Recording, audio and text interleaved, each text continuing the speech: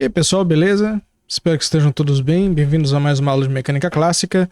Nessa aula nós vamos fazer um exemplo um pouco mais complexo, corpos rígidos, o sistema de giroscópio, mas nós vamos tratar do caso em que nós podemos usar o giroscópio como uma bússola, também chamado girocompasso. É utilizado como alternativa às bússolas magnéticas por navios e aviões. Bom, o exemplo é bastante direto, então hoje eu vou fazer um esquema um pouco diferente, vou apresentar slides. Espero que vocês aproveitem essa aula tanto quanto as outras em que eu faço conta. Então vamos lá. Então beleza, a ideia hoje é nós estudarmos o giroscópio, mas nós vamos estudar especificamente uma configuração de giroscópio muito simples, muito simplificada, porque os giroscópios utilizados para navegação são geralmente bem mais complexos que esse. Mas nós vamos ver que é possível fazer um negócio bem bacana com um modelo bem simples de giroscópio. Qual que é a ideia do giroscópio? Nós vamos pegar um disco de densidade homogênea ρ e raio A. Esses dois parâmetros não vão sequer entrar na conta, mas não tem problema. Esse disco ele vai ter uma velocidade angular constante, vai ser mantida por um motor, e nós vamos fazer com que o eixo de rotação dele, que seria o eixo E3, ele seja mantido sempre na horizontal. Então o giroscópio ele está livre para se mover no plano horizontal, mas ele não pode se mover no plano vertical. No gráfico aqui, o que nós vamos fazer? Esse aqui é o meu giroscópio. Nós vamos colocar como o eixo de rotação esse vetor aqui, que aqui ele está com o nome de U, mas na verdade ele vai ser o eixo que eu vou chamar de E3, certo? O eixo Z. Então esse eixo Z ele não é vertical, como a gente costuma fazer nos problemas, ele é horizontal. E nós vamos ver que o movimento do giroscópio vai fazer com que esse eixo sempre procure o norte verdadeiro da Terra, como se ele fosse um pêndulo. Esse vai ser o resultado final que nós vamos encontrar. Para isso nós vamos utilizar dois sistemas de coordenadas. O primeiro sistema que nós vamos utilizar é o sistema de coordenadas da Terra, nós vamos chamar de eixo E'. Então eu tenho E1', E2' e E3'. Nós vamos colocar o giroscópio no ponto P da superfície da Terra com latitude alfa. E nós vamos fazer o seguinte. Primeiro que esse eixo E'3 aponta para o norte a partir de P. Né? Nós vamos supor que ele é o verdadeiro norte. O eixo E1 vai apontar para oeste e o eixo E2 aponta na vertical. Todos eles a partir de P. Esse sistema ele não é idealmente inercial, ele é aproximadamente inercial. Ele vai rodar com a seguinte velocidade angular: uma componente E1' que vai ser 0, uma componente E2' que vai ser ômega-p seno de alfa e uma componente E3' que é ômega-p cosseno alfa, que alfa é a latitude, e ômega-p, claro, é o módulo do vetor de velocidade angular. Para a gente ver o que está acontecendo, em que a gente vai desenhar um pouquinho mais. Esse aqui é a Terra, certo? E aqui eu vou ter um ponto P, que vai ser a posição do meu giroscópio. E esse alfa é o ângulo com relação ao equador, que aqui está a minha linha horizontal. Eu vou ter um sistema E', né? Cujo eixo 3 vai estar virado para o norte. O norte vai ser esse ponto aqui, então a Terra está girando dessa forma. Um eixo E2, que é vertical, e o eixo E1, que aqui no caso está apontando para fora da tela. Vou chegar mais perto para vocês verem. Com relação ao alfa, e aqui olha só, eu vou ter o vetor, que é o vetor de rotação do ponto da Terra, portanto de qualquer ponto P com relação à Terra. Então a Terra gira no sentido anti-horário com relação a esse vetor. E aqui eu vou desenhar dois segmentos de reta, certo? Um paralelo ao eixo E2 e o outro paralelo ao eixo E3. Portanto, a componente E2, já que esse ângulo aqui é alfa por semelhança de triângulos, ele vai ser igual a ômega-p seno alfa, que é esse aqui de baixo, certo? Então essa é a componente E2 de ômega-p, e a componente E3 de ômega-p é ômega-p cosseno alfa por simples semelhança de triângulos. Então, esse aqui é o meu setup inicial e aqui está o meu sistema linha. Portanto, essa é a forma da velocidade angular no sistema linha. E essa é a velocidade angular do ponto P. E agora nós vamos colocar um sistema de coordenadas do giroscópio. O que é esse sistema de coordenadas? Bom, vamos colocar a origem em P, e o eixo E3 é o eixo principal, que é perpendicular ao disco, na direção da velocidade angular. Isso nós vimos aqui. Esse é o eixo E3. O eixo E2 é vertical. Ele vai ser igual ao eixo E2'. E o eixo E1, ele vai ser rodado com relação ao eixo E1', de modo a permanecer ortogonal a E3. O que acontece com o E1? Aqui está o E3', que aponta para o norte. O E3 é o eixo de rotação do giroscópio. E o E1, ele roda com relação a E1' da mesma forma. Então, o E1', sistema da Terra, E1, sistema do giroscópio. Então, eu coloco o giroscópio para funcionar de modo que o ângulo inicial entre E3 e E'3, que é o norte, é igual a θ0. À medida que o tempo passa, o giroscópio vai se movimentar. Em um tempo qualquer, eu chamo θ o ângulo entre o eixo de rotação do giroscópio e o norte. Esse ângulo aqui é o θ, né? É o ângulo entre E3 e E3'. E essa vai ser minha variável. Então, vamos ver quais são as velocidades angulares que estão envolvidas no problema. Porque aqui nós temos 3 movimentos de rotação. Nós temos o movimento de P, devido à rotação da Terra, que tem velocidade angular ômega-P. E nós temos a rotação do próprio giroscópio como um todo, ou seja, esse sistema E, Q1 e E3, ele gira com relação ao sistema E1, com o sistema E', E1 e E3', né? Então eu tenho uma velocidade angular relativa a esse movimento, que é chamado de ômega-g. E eu tenho a rotação do disco em si, que eu chamo de ômega. Todos esses aqui são constantes. A velocidade angular da Terra é constante, a velocidade de rotação do giroscópio como um todo, a princípio não precisaria ser constante, mas como o giroscópio está livre para se movimentar no plano XY, eu suponho que não tem o torque na direção vertical. Então, eu espero que esse ômega-g seja constante e a rotação do disco, por princípio, também é constante. Como é que a gente calcula a velocidade angular? Eu vou calcular a velocidade angular do giroscópio no sistema de referencial da Terra. Essa velocidade angular vai ser a velocidade angular do ponto P mais a velocidade angular do próprio giroscópio. Então eu tenho o ômega-P, a componente E1' é 0, a componente E2' é ômega-P seno alfa, como nós já tínhamos visto, e a componente E3' é ômega-P cosseno alfa. Mas aí eu tenho o ômega-G, θ ponto E'2.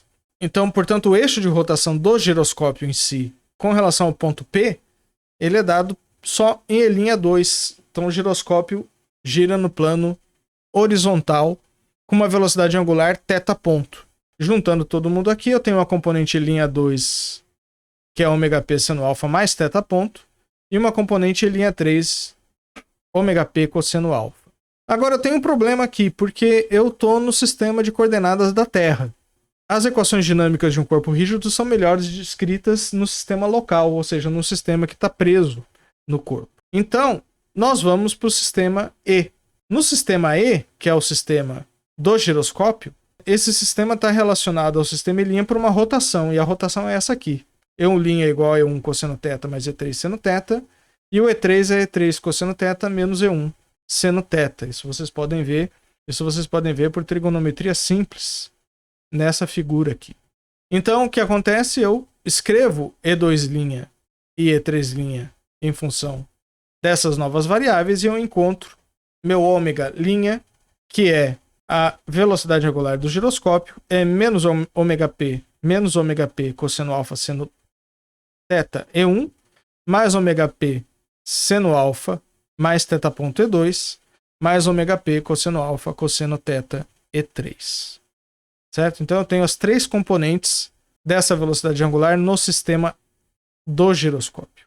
Vamos falar sobre os momentos de inércia. Bom, a matriz de inércia a gente calcula no sistema E. E o sistema E, ele é um sistema em que um dos eixos, que é o E3, é um dos eixos principais. Então a matriz de inércia aqui ela vai ser diagonal. E como eu tenho uma simetria circular no plano E1, E2, os dois momentos de inércia vão ser iguais. Então, I1 vai ser igual a I2, que eu vou chamar simplesmente de I. E o terceiro momento de inércia vai ser o da direção E3, ele é dado por I3.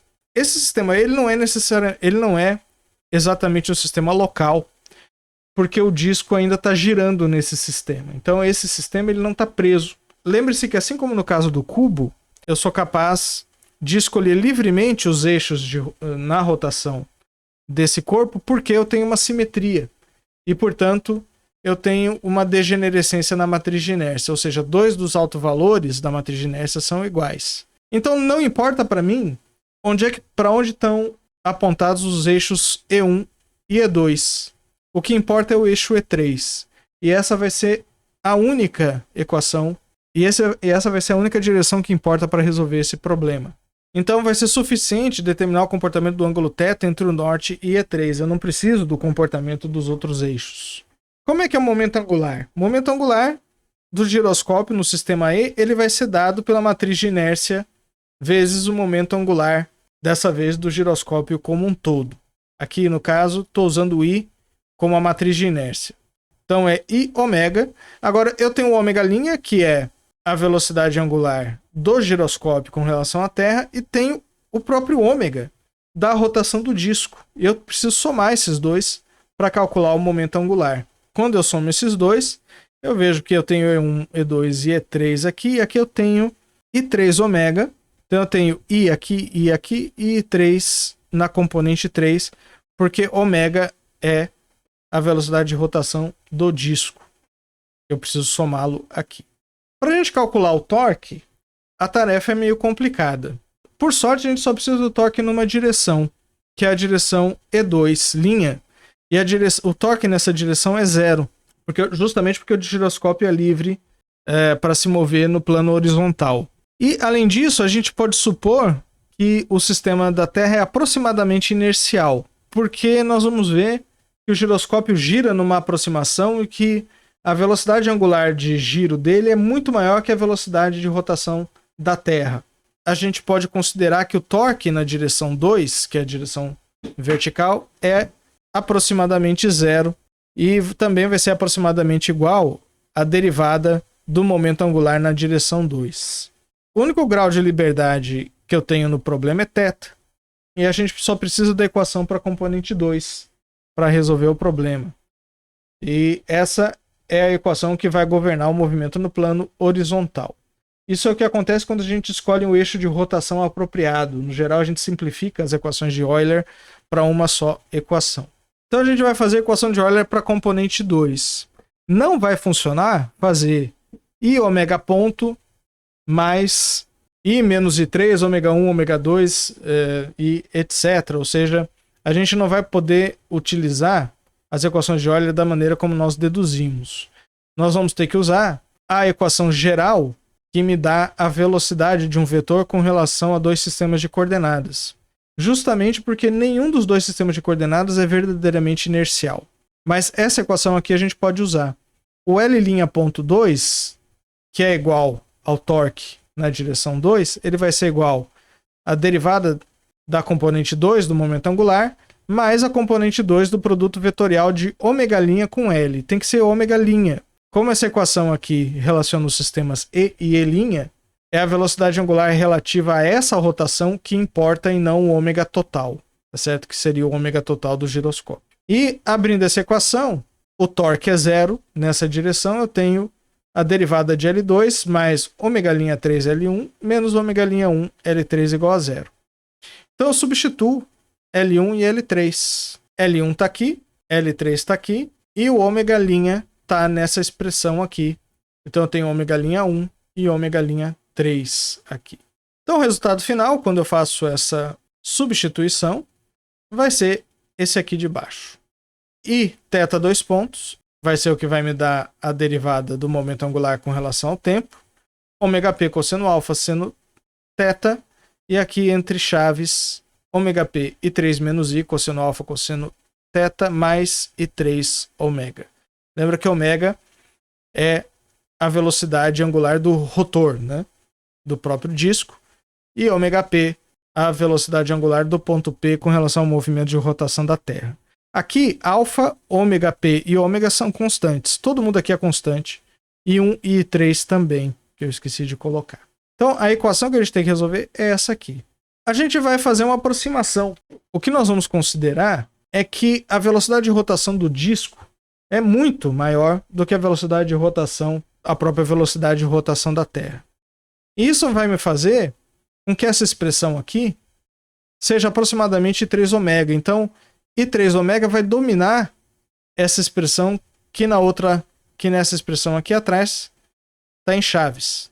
Então, nessa aproximação, a minha equação de movimento é θ 2 pontos mais I3 sobre I, ômega ômega P, cosseno alfa, seno θ igual a 0.